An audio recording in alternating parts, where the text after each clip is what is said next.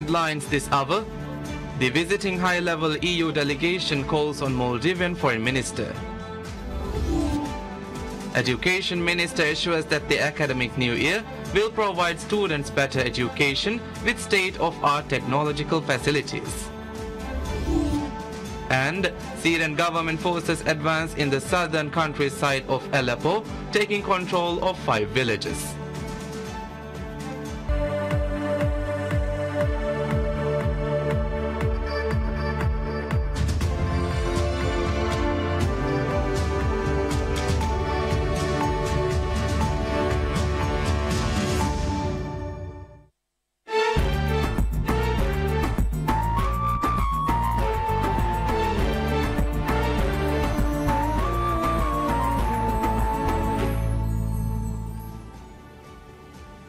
Bismillahirrahmanirrahim. Assalamu alaikum. I'm Nasma Abdul Mohsin and this is PSM News.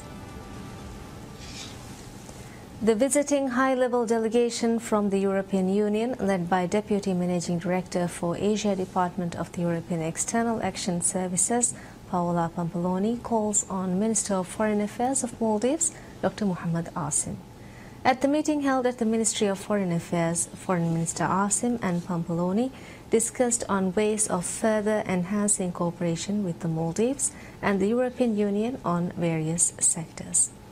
Discussions were also focused on key thematic areas such as countering terrorism and violent extremism, climate change, environmental protection, and strengthening regional cooperation, as well as other important issues of mutual interest. Furthermore, Minister Asim also hosted a luncheon in honor of Deputy Managing Director for EEAS, Paola Pampaloni. The Foreign Minister was accompanied by the Foreign Secretary Ahmad Sarir, Secretary Bilateral Ahmad Khalil, Minister of State for Foreign Affairs Dr. Fazil Najib, and Ambassador of Maldives to the European Union, Ahmad Shian. The ruling Progressive Party of Maldives, PPM, extends greetings and felicitations on the occasion of the academic new year. In a statement, PPM extended felicitations and good wishes on behalf of President Abdullah Yamin Abdul Qayyum and members of PPM to students and everyone contributing to the education sector of the country.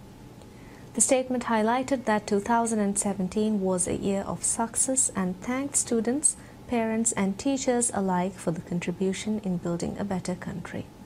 Furthermore, PPM expressed hope that the current academic year will be a more successful year for Maldives, noting the developments brought under the initiative of President Yamin. Minister of Education Dr. Aishat Shiham assures that the academic new year will provide students better education with the state-of-art technological facilities. In her address regarding the academic new year, Education Minister Dr. Aishat Shiham stated that the administration aims to ensure better education for Maldivian students and noted that achievements of the past 4 years are proof of the government's efforts to enhance the education sector. The Education Minister, with gratitude, cited that latest technological facilities will be provided to make the schools more technology-friendly to meet the standards of the globalizing world. Vowing that no child will be left behind, Minister Aishat Shiham said that specialized teachers are trained to teach students with special needs. Noting the technological advancements brought to education sector, the minister stated that the education system will seek to connect schools in Mali City and the atolls to provide all-inclusive education to students. The academic new year begins with 81,000 students in the Maldives, with major initiatives by the administration to further expand the education sector. Since President Abdullah Yamin Abdul Qayyum assumed office in 2013, the administration has been carrying out various key developmental projects throughout the nation. One of the prime focuses of the development of the administration is the education sector. Under the objective, the administration initiated the implementation of the No Child Left Behind policy in all educational institutions in the Maldives. Furthermore, the administration has successfully commenced the implementation of a new syllabus with richer content for the students. As the academic new year begins in the Maldives today, the administration has several more initiatives to further expand the education sector. Ministry of Education highlights that the Maldives is ranked high in the literacy level in the South Asian region and assured that the education sector is all equipped for the new academic year. With over 81,000 students attaining education this year, the ministry has planned major changes to the education system. One such major change is the digitalization project, which was implemented with the start of the new academic year. As per information provided by Education Ministry, the pilot phase of the mega project of digitalizing the schools have been implemented, with the first phase of the project to be completed within this year.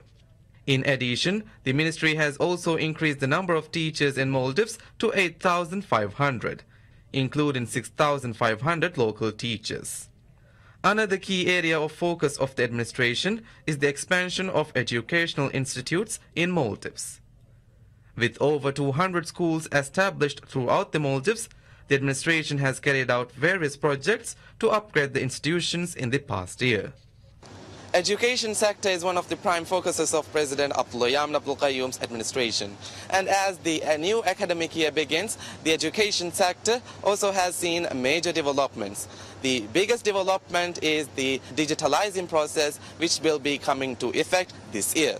Ismail Azim, PSM News.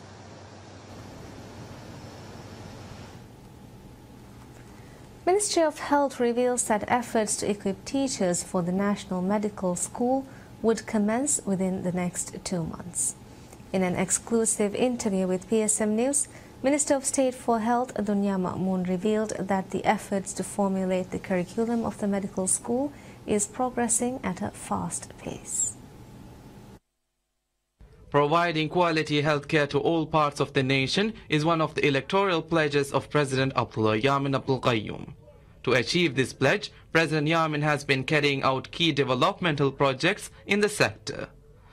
One such project is the development of the first ever medical school in Maldives, which would be established in the newly developed Dharmavanta Hospital.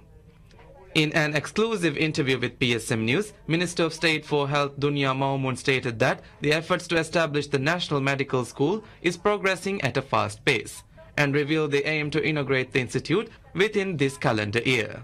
Health is an important part of the SDGs, and there are many targets that we are working to achieve.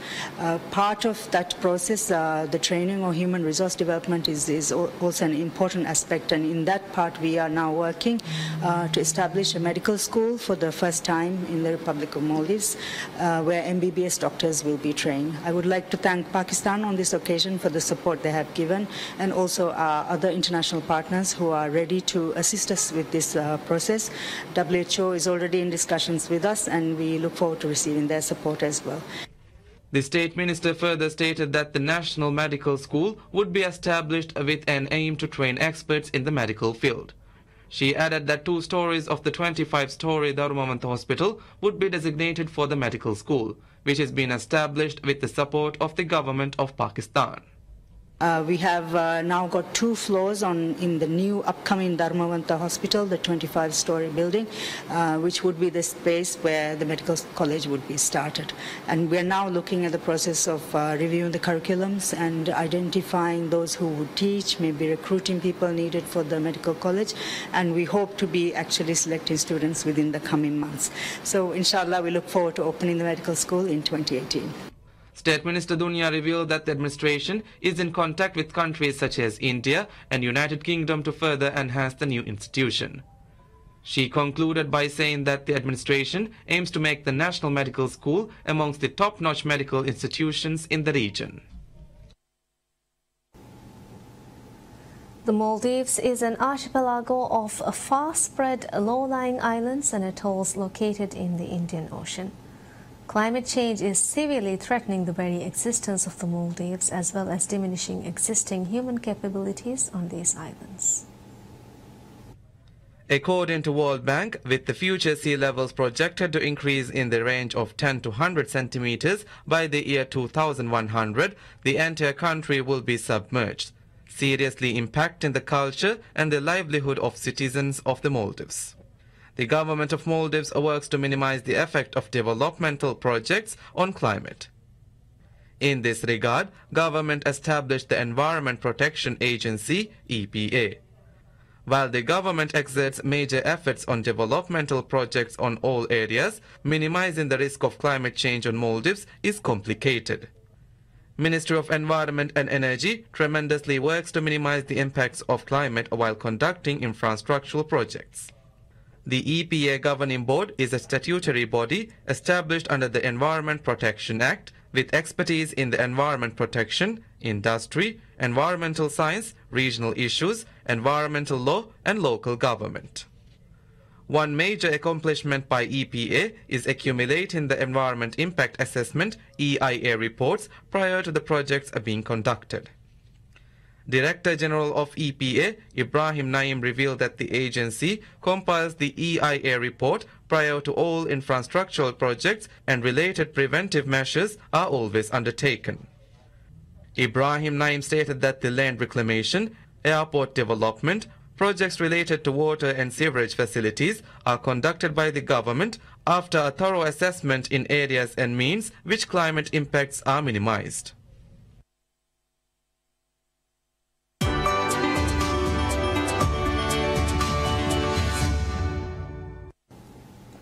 Maldives Marketing and Public Relations Corporation MMPRC states that natural beauty and culture are the best products to promote Maldives as a tourist destination to tourists. In this regard, MMPRC has organized various activities to be held this year to showcase Maldivian natural beauty and culture. Speaking with PSM News, Acting Managing Director Abdul Haris revealed that MMPRC will utilize latest technological facilities in marketing Maldives and added that MMPRC will also promote waste minimization in the sector. MMPRC plans to participate in 5 global exhibitions this month. MMPRC noted that it will work with tourism-related institutions to promote Maldives as a tourist destination to further enhance the industry.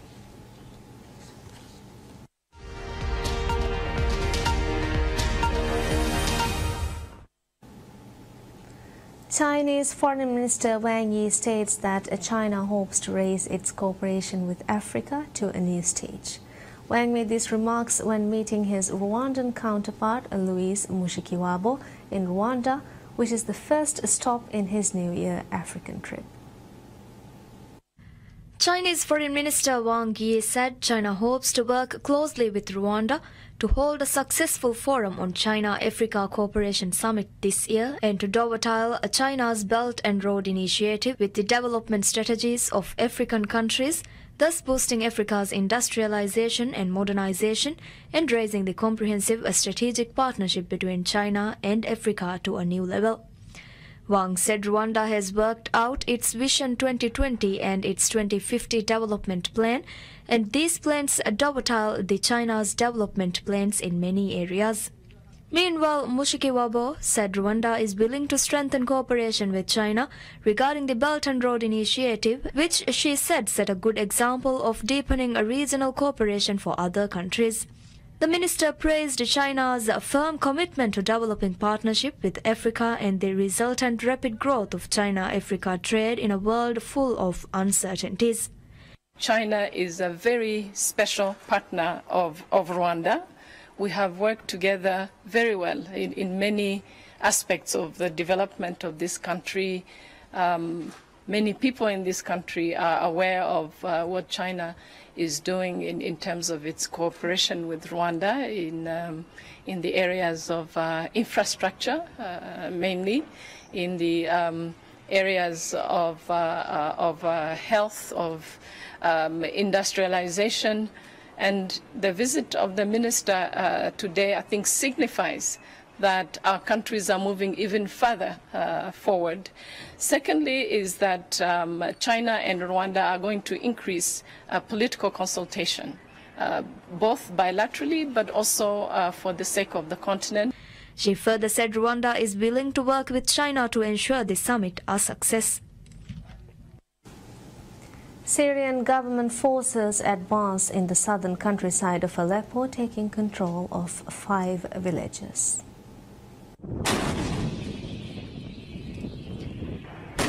The Syrian Observatory of Human Rights reported that in the last 72 hours, government forces had taken control of around 40 villages as they advanced towards Abu al-Duhr military airport, adding that the forces advancing in southern Aleppo were now around 6 kilometers away from their forces in eastern Idlib.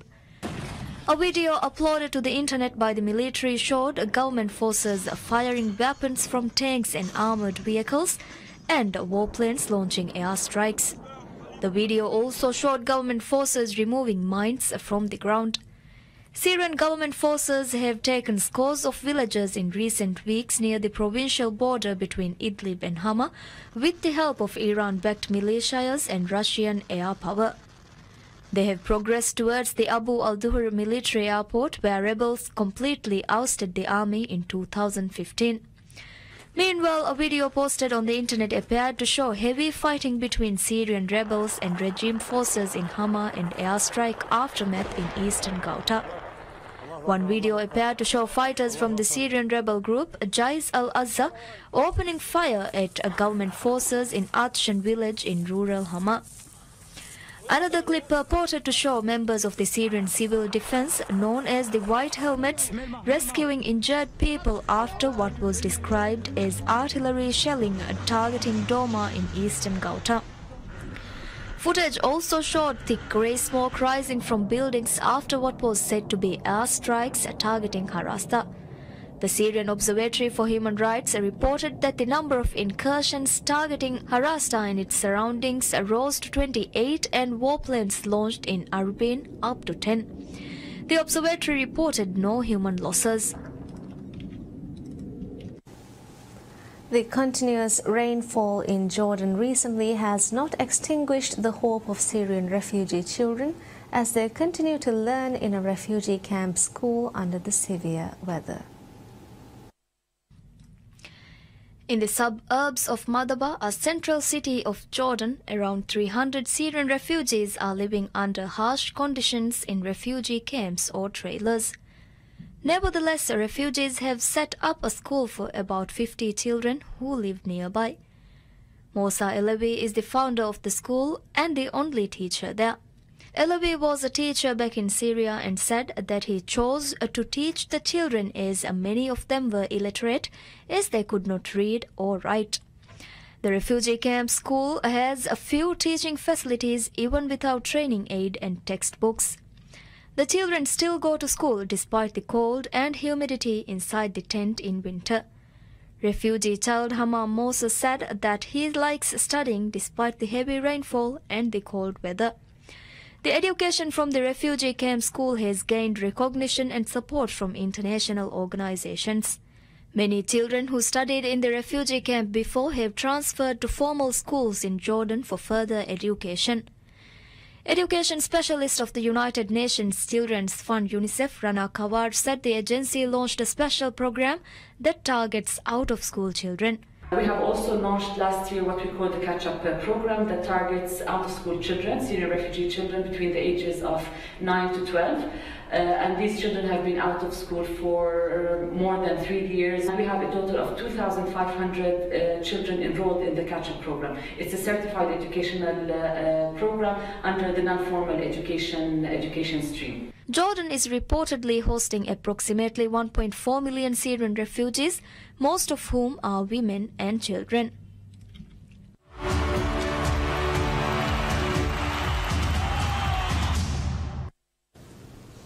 Under pressure, Real Madrid coach Zinedine Zidane admits his side are struggling after the La Liga champions suffered a shock 1-0 defeat at home to Villarreal.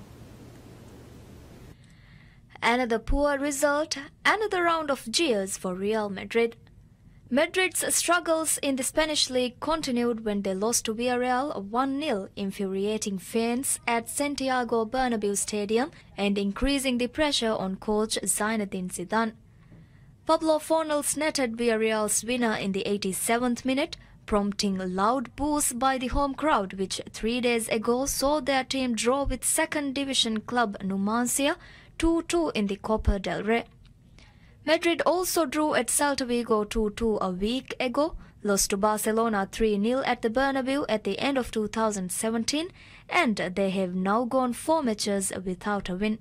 The defending La Liga champions are currently 4th in the table, 16 points behind league leaders Barcelona.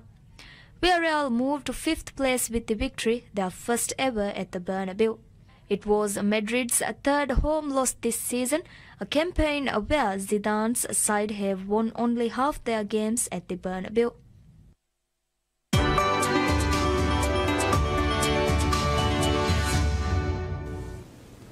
Hollywood entertainment publications report Leonardo DiCaprio will star in a movie set around the Charles Manson murders. Variety and Deadline.com said Leonardo DiCaprio will not play the role of the American cult leader Charles Manson and will instead take the part of an aging, out-of-work actor in the as-yet untitled movie being produced and directed by Oscar winner Quentin Tarantino. Plot details have not been released, but Tarantino said in November that it was not a biographical movie, but a story set during the summer of 1969, when a string of gruesome killings in Southern California were carried out by Manson's followers. Manson, who was one of the 20th century's most notorious criminals, died in November at the age of 83. He had been serving a life sentence for ordering the murders of 9 people, including actress Sharon Tate.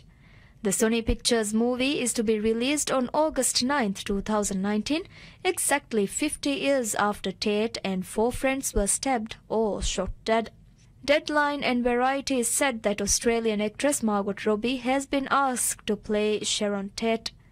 Tom Cruise, Brad Pitt and Al Pacino are also rumored to be interested or are being sought for the movie.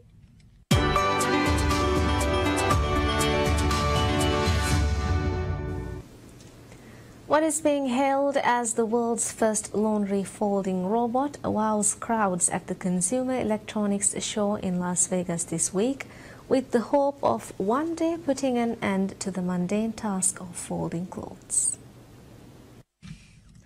To use Laundroid, which looks more like a closet than a robot, the user simply throws a pile of dry clothes into its bottom drawer, pushes a button, and then the clothes appear neatly folded on Laundroid's upper pickup trays once the folding cycle is complete.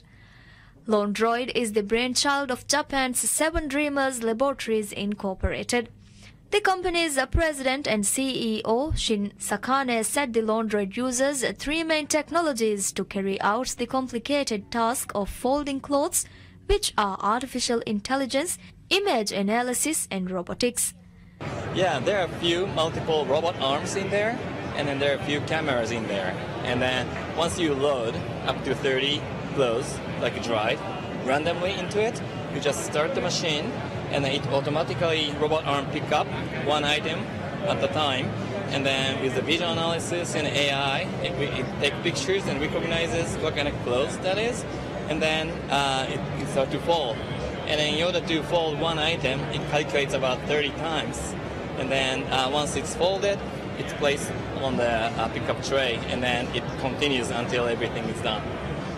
The reason why so much technology is required to fold clothes robotically is because a fabric is a difficult material to work with because of its softness. 7 Dreamers Laboratories Incorporated plans to release the Laundroid at the end of 2018 with an initial price of $16,000. CES is the world's largest consumer electronics trade show. And that's all we have for you right now. Thank you for watching. Have a very pleasant day.